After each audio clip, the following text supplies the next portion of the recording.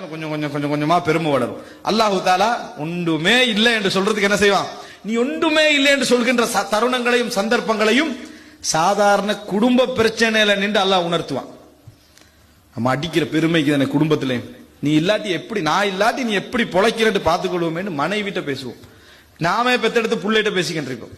நான் இல்லைன்னா பிச்சை எடுத்திருப்பீங்கன்னு சொல்லி பேசுற பெற்றோர்கள் இருக்கிறாங்க. சுபஹானல்லாஹ். அல்லாஹ் அந்த மாதிரி சந்தர்ப்பங்கள் எல்லாம் நீங்க புரிந்து கொள்ள வேண்டிய, நம்ம மோதிர யாரோட? அல்லாஹோட. இந்த உலகத்தில் எவரும் எவர் மீதும் தேவையில்லாத அல்லாஹ் தஆலா படைச்சிக்கிறான். ஆனா ஒரு கோஆபரேஷனான லைஃப் அல்லாஹ் எங்களுக்கு அமைச்சு தந்திக்கிறான். என்னாலதான் என்று நம்ம நினைக்கிற கட்டங்கள் என்றைக்கும் என்ன செய்யக்கூடாது, வரவே கூடாது. அதனுடைய ஒரு வடிவம் தான் பேரப்புள்ள வரைக்கும் உடுகட்டுறது. அதனுடைய வடிவம் தான் நம்ம உடனா இந்த புள்ளையோட நிலைமை என்ன ஆகுறது, நீ இல்லாட்டி என்ன ஆகும் நினைக்கிற, நீ உனக்கு என்ன ஆகுச்சு, உன்னையோட வாப்பா நாடு ரோட்ல விட்டுட்டு போயிருப்பாரு, அவரால் முடிஞ்சது அவ்வளவுதான். நீ சம்பாதிக்கல, அந்த ரோட்ல சம்பாதிக்கலையா, தேடலையா?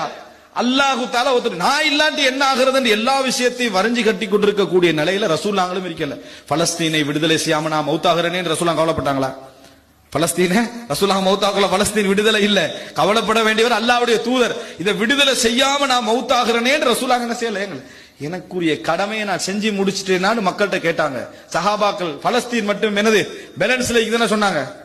சஹாபாக்கள் அல்லாஹ்வின் தூதரை எத்தி வைத்து விட்டீர்கள், செய்தி என்னது முடிஞ்சது, அடுத்தது நாங்க கண்டினியூ பண்றோம்.